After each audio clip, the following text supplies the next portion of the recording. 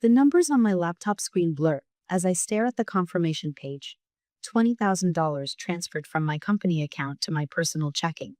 My fingers hover over the keyboard, not quite believing what I'm seeing. 3 years of brutal hours, strategic career moves, and more sacrifices than I care to count, all culminating in this moment. My phone vibrates against the glass coffee table, my mother's name flashing on the screen. I consider answering, but the familiar knot forms in my stomach. It's Tuesday, which means it's probably about Brittany's rent, or Brittany's car payment, or whatever new crisis my sister has manufactured this week. I let it ring out, focusing instead on the Italy vacation booking page I'd pulled up earlier. The cursor blinks at me from the Reserve Now button beneath a photo of a stunning 5-star hotel overlooking the Amalfi Coast. Mom's voicemail notification appears. I swipe it away and click reserve. Danielle, pass the potatoes to your father, Mom says, barely glancing my way as she fusses with the table setting. My parents' dining room hasn't changed in 20 years. Same oak table, same floral centerpiece that gets dusted but never replaced. Same family photos where Brittany's gradually take up more wall space than mine. I hand Dad the ceramic dish. I closed the Mercer account today. The VP specifically mentioned my presentation as the reason they signed. That's nice, honey, Mom says, checking her watch for the third time in 10 minutes. I wonder what's keeping your sister. As if summoned by her name, the front door flies open. Brittany sweeps in, designer purse swinging from her arm, eyes already welling with tears. You would not believe the day I've had, she announces, dropping dramatically into her chair. My boss is such an asshole. He said my reports were late again, but it's not my fault. The system is so complicated. Dad immediately puts down his fork. What happened exactly? Mom reaches for Brittany's hand. Are they treating you fairly? You work so hard. I take a sip of water, watching the familiar scene unfold. 20 minutes of dissecting Brittany's work drama later, Mom finally remembers to ask, Oh, Danielle, what were you saying about your presentation? Actually, I set down my glass. I have some news. I received my performance bonus today. That's wonderful, Dad says, already turning back to Brittany. And I've decided to use it for something special. I pull out the envelope I prepared, my heart suddenly racing. For your 30th anniversary next month, I'm taking you both to Italy. 10 days, all expenses paid. The silence that follows is nearly worth every ignored achievement of my life. Mom's hand flies to her mouth. Italy? But we could never afford. You don't have to. It's all booked. I slide the envelope across the table. 5-star hotel on the Amalfi Coast. Private tours of Rome, Florence, and Venice. A vineyard experience in Tuscany. Dad, who hasn't cried since his mother's funeral, blinks rapidly. Danielle, this is too much. It's done, I say simply. Mom starts sobbing, clutching the itinerary to her chest. Dad gets up and hugs me awkwardly but firmly. Only Brittany remains seated, her smile not reaching her eyes. Wow, sis. Must be nice to have money to throw around. Her eyes narrow as Mom reads aloud from the itinerary, lingering especially on the words luxury and exclusive. I can help with the planning, Brittany suddenly announces, reaching for the papers. I follow all these amazing travel influencers. I know exactly which Instagram spots you need to visit. It's all booked, I repeat, a note of firmness in my voice. Everything's confirmed. But you work so much, Brittany presses, her tone shifting to the one she uses when she wants something. Let me help take this off your plate. I have so much free time right now. Mom dabs at her eyes. That's so thoughtful, Brittany. Danielle, let your sister help, Dad adds, already sliding back into familiar patterns. She's good at this sort of thing. I force my lips into a tight smile, watching the first attempt at takeover unfolding before my eyes. The travel agent has handled everything, but thanks. Later, as Mom serves dessert, I notice Brittany's phone out under the table, her manicured nails scrolling through images of Italian villas far more extravagant than the hotel I've booked. When I return from the bathroom, I catch her photographing the itinerary papers, angling her phone to capture every detail. In the hallway, I pause at the sound of her whispered phone call. You'll never believe where we're going. We? As I walk back to the table, I hear Mom telling Dad, the trip Danielle and Brittany plan looks amazing. I haven't even opened my mouth to correct her when my phone pings. The screen displays an email notification that stops my heart. Confirmation of your cancellation. Hotel Poseidon, Amalfi Coast. I stare at my phone, blood draining from my face. What the hell? Brittany walks in from the hallway, a victorious smile playing at her lips. I found us something better, she says, sliding into her chair. You're welcome. I don't knock. The spare key Brittany gave my parents for emergencies fits perfectly in her apartment door lock. The metal is cool against my palm as I twist it with more force than necessary. Her living room smells like vanilla candles and entitlement. What the hell do you think you're doing? My voice sounds foreign to my own ears, raw and sharp-edged. Brittany sits cross-legged on her plush white couch, designer leggings perfectly coordinated with her crop top. Her laptop, no. My laptop screen displays my email account. She doesn't even have the decency to look surprised.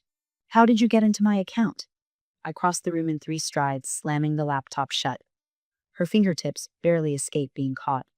Brittany shrugs, a gesture I've seen 1,000 times before, meetings with guidance counselors, after fender benders, during family arguments about missed curfews.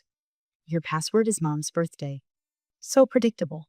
The violation hovers between us. She says it like she's commenting on the weather, like breaking into someone's private accounts is no more consequential than borrowing lip gloss without asking. You hacked my email. Hack is such a dramatic word. She rolls her eyes, reaching for her phone. I was helping. You're welcome, by the way. Helping? The word sticks in my throat. By canceling my hotel reservation? That boring hotel? Brittany springs up, suddenly animated. She grabs her tablet from the coffee table, tapping the screen with glossy nails. Wait till you see what I found instead. The tablet displays a sprawling Mediterranean villa, infinity pool glittering against a backdrop of jagged coastline. It's admittedly stunning, the kind of place influencers tag in sponsored posts. See? Brittany's voice rises with excitement. Private chef, dedicated concierge, daily housekeeping. So much better than that cookie-cutter hotel you booked. My eyes catch on the price at the bottom of the screen. 12,000 euros per week. Almost 8,000 euros more than my original booking. You can afford it with your fancy bonus. She waves dismissively at my expression. Don't be so stingy. It's for Mom and Dad's anniversary. That wasn't your decision to make. My hands shake as I grab the tablet. You had no right to access my accounts, cancel my reservations, or spend my money. Brittany's face crumples on cue, eyes instantly brimming with tears. It's a performance I've witnessed since she was 3 years old. The practiced wobbling lip, the perfectly timed sniff. I was just trying to make it special, she whispers, voice catching. You always have to control everything. Before I can respond, my phone buzzes. A text from Mom. Family meeting at our house. Now, we need to talk about the trip. 30 minutes later, I walk into my parents' living room and know immediately I've been set up. Mom's eyes are puffy from crying. Dad's arms are crossed defensively. Brittany sits between them on the couch, her hand resting protectively on Mom's knee. Danielle. Dad begins using the same tone he employed when I came home past curfew in high school. Brittany explained what happened. Mom leans forward. Why are you being so controlling? Brittany was only helping. The betrayal is so swift I almost stagger back. She hacked into my email and spent thousands of my dollars without permission. The villa looks amazing, Mom continues as if I hadn't spoken. We're so lucky to have both our girls planning this. Dad nods. It's a once-in-a-lifetime trip. Why not go all out? Looking at their expectant faces, a realization crystallizes. This isn't just about the trip. This is about the roles we've played our entire lives. The responsible daughter is expected to provide. The favorite daughter gets to decide how it's spent. Later that night, alone in my apartment, I scroll through Brittany's Instagram with growing fury.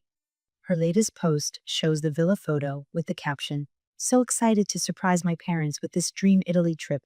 Number, best daughter ever. Number, Italian getaway." The comments flood in. You're such an amazing daughter. Your parents must be so proud. Can't wait for your Italy content. My phone pings with a notification. Brittany has tagged me in a post. With @Danielle Sullivan, my assistant in planning this gift. I'm still staring at the screen when another notification appears. Your reservation for Tuscany Vineyard Tour has been canceled. Followed immediately by, your reservation at Michelin, Starred La Pergola has been canceled. My fingers shake as I call the travel agent. Miss Sullivan? Yes, the agent says. Those experiences were replaced with a €2,000 Instagram photo shoot package at the Trevi Fountain. The customer who called specifically requested prime lighting hours and a professional influencer photographer. I'm about to respond when my phone pings with a credit card alert. Additional €5,000 charged from Milan Luxury Shopping Experiences. One more call confirms my suspicion. An exclusive shopping tour with personal stylist booked for Brittany and Mom. I sink onto my couch, the truth settling cold and heavy in my stomach. This isn't about Mom and Dad anymore, I whisper to my empty apartment. This is Brittany's vacation now. My phone pings again. The notification stops my breath. Your flight to Rome has been canceled. She wouldn't dare. But the airline representative's voice confirms what I already know. The cancellation was made 3 hours ago, Miss Sullivan. Would you like to rebook? My hands shake so violently I nearly drop the phone. A text from Brittany appears on screen. Family meeting tonight. We need to talk about your attitude. I stare at the message. A lifetime of yielding, apologizing, and accommodating flashing before my eyes. But something else rises within me. Something that's been building since I watched her photograph my itinerary. Something that hardens as I realize I'm about to be uninvited from a trip I paid for. I know something's wrong the moment I step into my parents' living room. 3 faces turn toward me with that carefully orchestrated look of concern I've seen 1,000 times before always when Brittany needs something I have. Mom's fingers twist nervously in her lap. Honey, we've been talking. Dad clears his throat, eyes darting to Brittany, then back to the floor. This trip should be stress-free for everyone. Brittany sits between them on the couch, legs crossed, designer sneakers bouncing slightly. She can't quite hide the triumph in her eyes, though she's draped her face with an expression of practiced concern. I remain standing, my body suddenly cold. What's going on? Brittany leans forward, placing her hand on Mom's knee. We think it's best if you don't come to Italy. The words hit me like a physical blow. For a moment, I can't breathe. The trip I paid for? My voice sounds distant, like it belongs to someone else. The trip that was my gift? Brittany's eyes widen with rehearsed innocence. You've been so controlling about every little detail. It's not healthy, Danny. She says my nickname like we're conspirators instead of adversaries. And let's be honest, you work so much anyway. You probably can't even relax properly. My parents shift uncomfortably on the couch, but they nod. Actually nod. Did you cancel my flight? The question comes out sharper than I intended, but the pieces are falling into place now. Brittany laughs a light, airy sound that has always preceded her worst behavior. You'll thank me later. You need to learn to let go. Brittany thought it would be easier this way. Mom offers weakly, not meeting my eyes. Dad says nothing, his gaze fixed on the coffee table where Brittany has spread out printed itinerary versions, not mine. His silence tells me everything I need to know. The reality sinks in, cold and absolute. My own family has uninvited me from a trip I paid for, planned, and gifted. $20,000 of my bonus, meant to show my appreciation, has become the weapon Brittany is using against me. I stand there, hands trembling not with fear but with a clarity I've never felt before. Heat spreads to my chest, into my throat, behind my eyes. Let me make sure I understand. I say, each word deliberate and precise. I spend $20,000 on a gift for you both. I look at my parents, who at least have the decency to squirm. Brittany hijacks it, spends thousands more of my money. My sister's smile falters slightly. And now, I'm uninvited from my own gift? Mom opens her mouth, closes it. Dad shifts in his seat. Brittany stares back defiantly, chin raised. The silence confirms every suspicion I've ever had about my place in this family. Without breaking eye contact with Brittany, I pull my phone from my pocket. The room goes still as my fingers move across the screen, navigating to the travel app. What are you doing? Brittany asks, the first flicker of uncertainty crossing her face. I look up, meeting her eyes directly. Canceling your flight. She lunges across the coffee table, knocking over a vase of flowers. You can't do that. I step back, holding my phone out of reach. I just did. The confirmation tone chimes from my phone.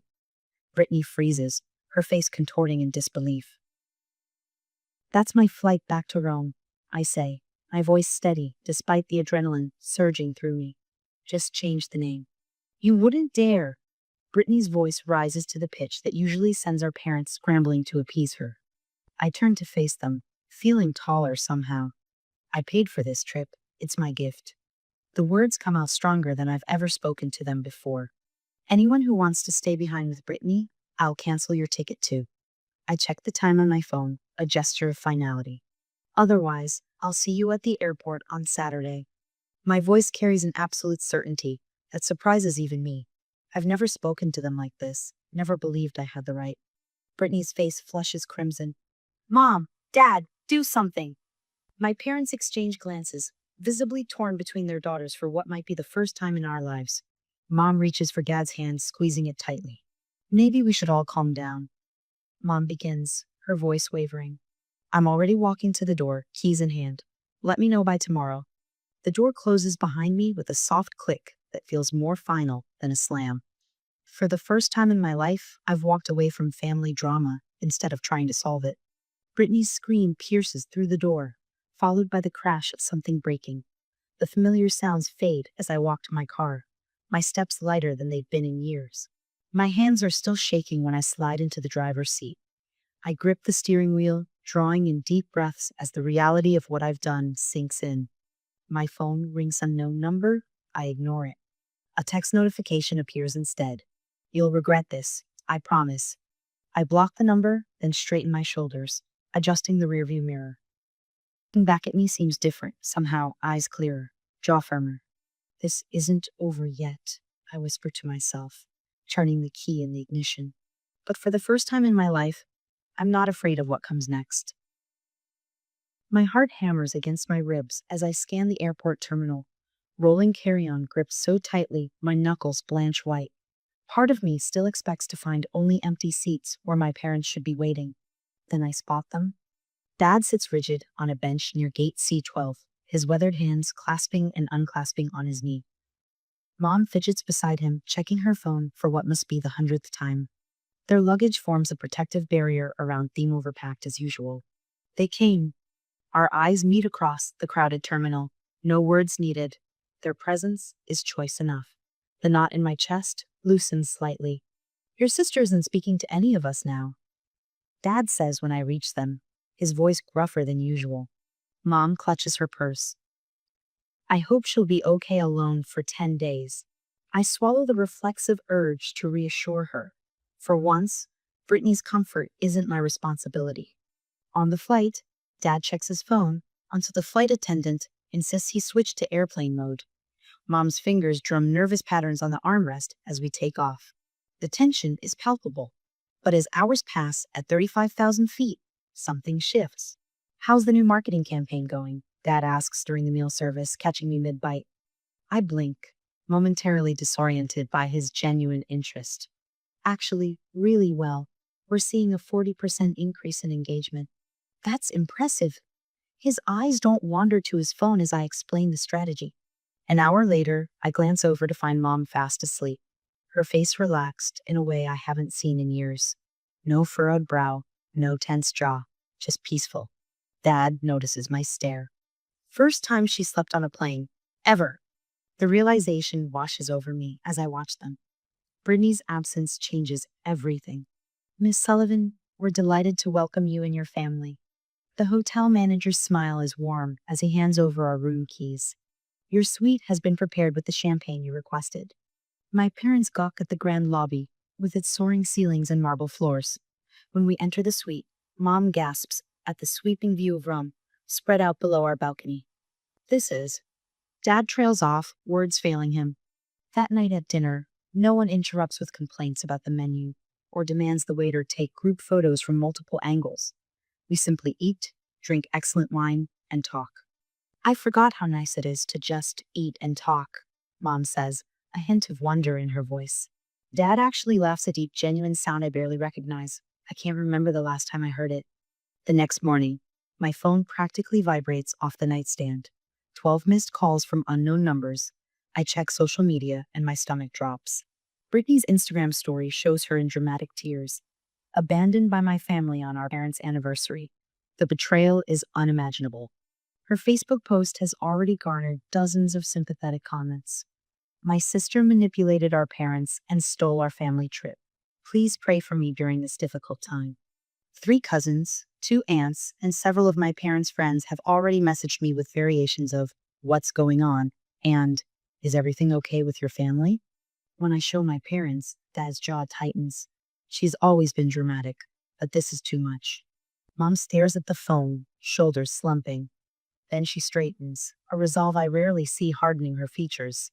"Not dealing with this on vacation," Dad mutters, deleting the Facebook app from his phone. Mom follows suit, powering hers off completely. "For once, I just want to enjoy this beautiful place." Our first day touring Rome passes without constant photo stops or complaints about the walking distance. No one demands we reroute to a specific cafe seen on a celebrity's Instagram. As we pause at the Trevi Fountain, Dad takes a deep breath. I forgot what it's like to go somewhere without managing a crisis. Mom slips her hand into his. This is the most relaxed I've felt in decades. The guilt in her admission is palpable, but she doesn't take it back.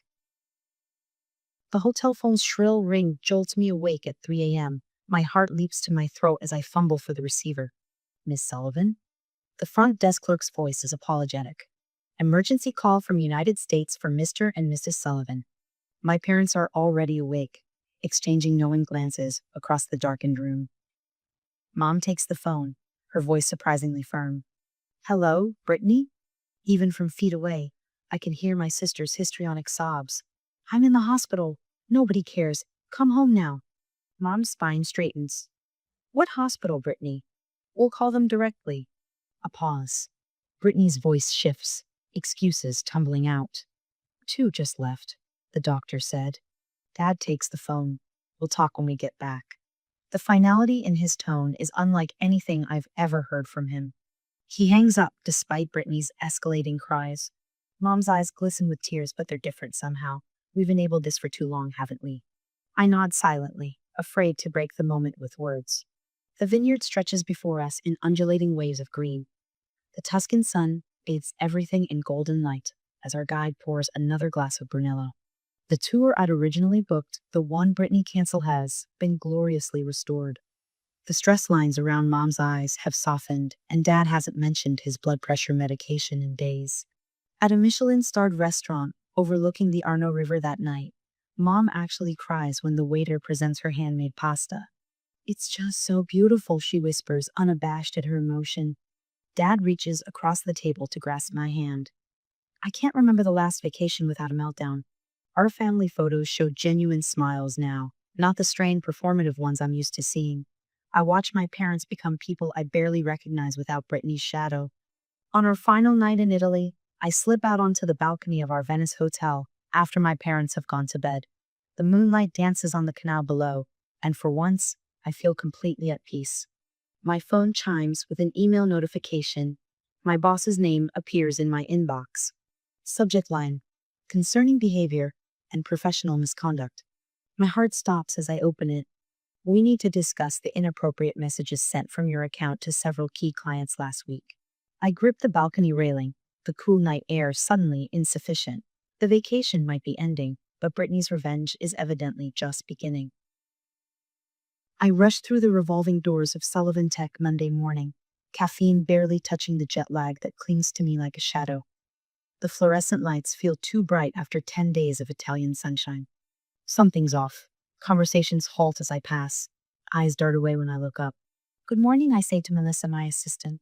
Her smile stretches too thin across her face. "Welcome back." She shuffles papers on her desk. "Ted wants to see you, right away." My stomach drops. Ted never wants to see anyone right away unless quarterly numbers are tanking or someone's getting fired. The walk to his office feels endless. Dana from HR stands outside his door, clipboard clutched to her chest like armor. My pulse quickens. "Danielle," Ted gestures to the chair across from his desk. "We need to discuss the emails sent to clients last week."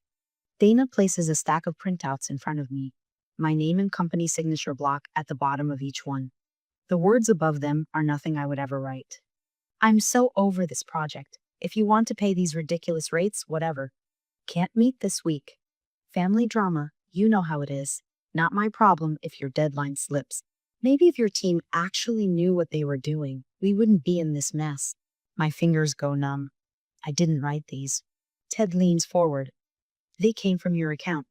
I was in Italy. I didn't access work email at all. You approved the complete disconnect. My voice sounds calmer than I feel. Dana slides another paper across the desk. It pulled the access logs. These messages were sent from your account, but from an unrecognized device. I scan the document, the critical information jumping out at me. Login location, me parents' home IP address. Timestamp exactly when I was on a private boat tour of Venice. Ted's expression softens slightly. Someone accessed your work account without authorization. The pieces click together with sickening clarity. Brittany, my work laptop, the backup one I keep at my parents' house for emergencies. She'd been in my email before. Of course she'd try again. We can request security footage from the building, I say. Visitor logs. 2 hours later, I stare at the grainy image on the security team's monitor. Brittany smiling brightly at the front desk, receiving a visitor badge. Timestamp. Last Tuesday, 2:14 p.m. We found this too, says Marcus from IT. Key logging software installed on your backup laptop. Fairly sophisticated. Captures everything: passwords, account details, the works. Dana's voice is firm. We've documented this as identity theft. This is criminal, Danielle. The word hangs in the air. Criminal. My sister. The golden child. I drive home in a daze, mind racing with implications. My apartment door is unlocked. I freeze, then push it open slowly, hand hovering over my phone, ready to dial 911. Brittany sits on my couch, mascara streaked down her face. I haven't seen her since Italy. She looks smaller somehow, her designer outfit wrinkled like she's been wearing it for days. They're saying I could be arrested, her voice cracks. You have to tell them it was a misunderstanding. I set my bag down carefully, keeping the kitchen island between us. It was identity theft and corporate sabotage. Don't be so dramatic. She flicks her hand dismissively, but I catch the tremor in her fingers. I was just checking your email. How was I supposed to know it would be such a big deal? You sent messages to our biggest clients pretending to be me. You weren't responding to my texts. What was I supposed to do? Get out of my apartment. Now. She stands, switching tactics. Tears flow on command. Danielle, please. I could go to jail. Is that what you want? Your own sister in jail? A knock at the door interrupts her performance. My parents stand in the hallway, faces drawn with worry. Dad steps in first, Mom hovering behind him. We got your message, Dad says. Both of you need to calm down and... She's trying to have me arrested, Brittany shrieks, performance escalating instantly to 11. After everything I've done for this family. What have you done exactly? The words escape before I can stop them. Besides, take and take and take. Brittany's mask slips. Her face contorts with naked rage. You've always had everything handed to you. I deserve what you have. Mom gasps. Brittany, that's not... Mom and Dad always loved you more. This was supposed to be my trip. Spittle flies from Brittany's mouth. Everyone was happier when you weren't around. I watch my parents' faces as they hear the unfiltered truth for the first time. The shock, the disbelief, the slow, dawning recognition. Brittany lunges toward me, hand raised. Dad moves with surprising speed, catching her arm before she can reach me. He's never physically restrained her before, never needed to. Stop it, he orders, voice firm. Now. What has happened to you? Mom whispers, hand pressed to her mouth. Brittany's expression cycles rapidly. Rage, calculation, then the familiar manipulation. Tears flow as she collapses against Dad's restraining arms. If you don't help me, I'll lose everything, she sobs. Don't you care about family? I've heard this line 100 times. It always works. I brace myself for the inevitable capitulation. Instead, Dad straightens his shoulders. This isn't Danielle's problem to fix. Brittany freezes mid-sob, caught off guard. Mom steps forward. We won't be bailing you out this time. Brittany's head whips between them, disbelief etched in every feature. Where am I supposed to go? What am I supposed to do? Dad releases her arm, stepping back. Something you should have done years ago. Take responsibility. The words hang in the air, as impossible as snow in summer. My parents exchange a look I've never seen before. Unified, determined. Dad takes Brittany's elbow, guiding her toward the door, while Mom gathers her purse from the couch. We'll take her home with us for tonight, Dad says over his shoulder. Figure out next steps tomorrow. Before they leave, Dad presses something into my palm. My spare key, the one I'd given my parents years ago for emergencies. The one Brittany had obviously taken. Mom pauses in the doorway. We've been blind for so long, she whispers, eyes brimming with tears. Dad's jaw tightens. Italy opened our eyes. The door closes. For the first time in memory, I'm alone in my apartment with the absolute certainty that Brittany isn't my problem to solve. 20 minutes later, my phone pings with a text from an unknown number. They'll choose me again eventually. They always do.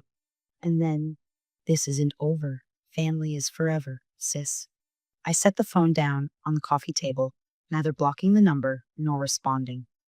The silence of my apartment wraps around me like a blanket. What happens next? I whisper to the empty room.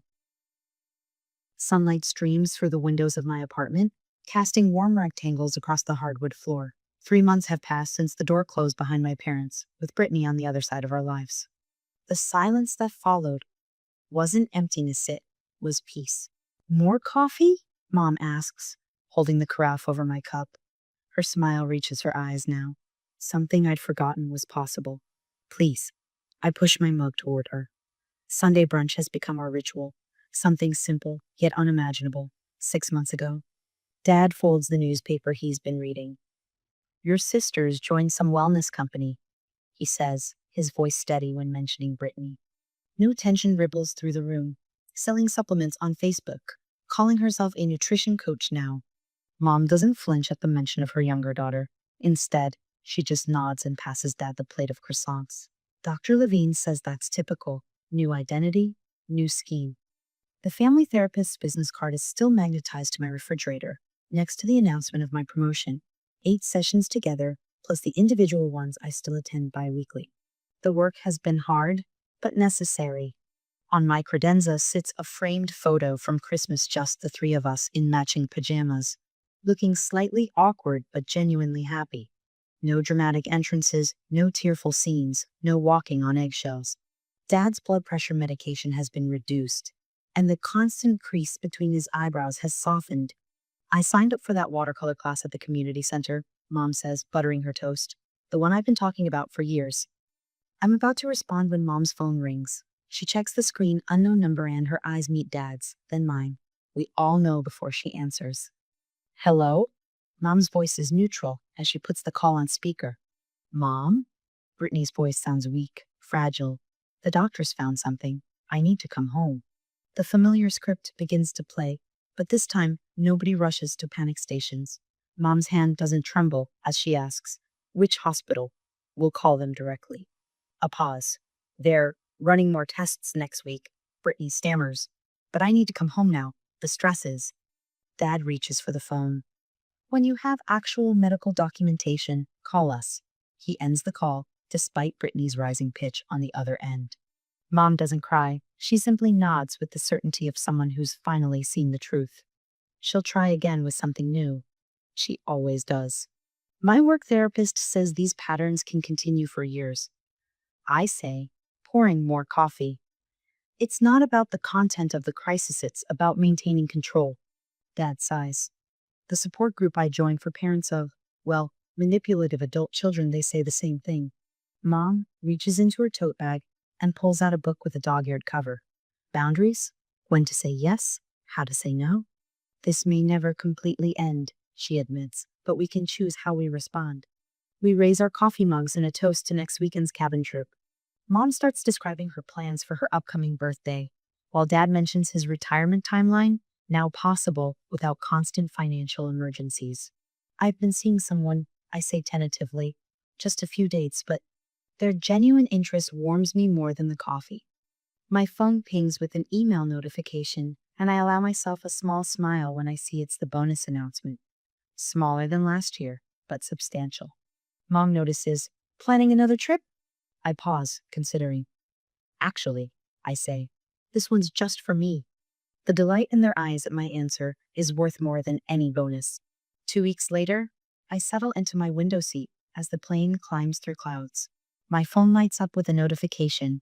A new Instagram account is following me, Brittany Healer, wellness coach and healing specialist.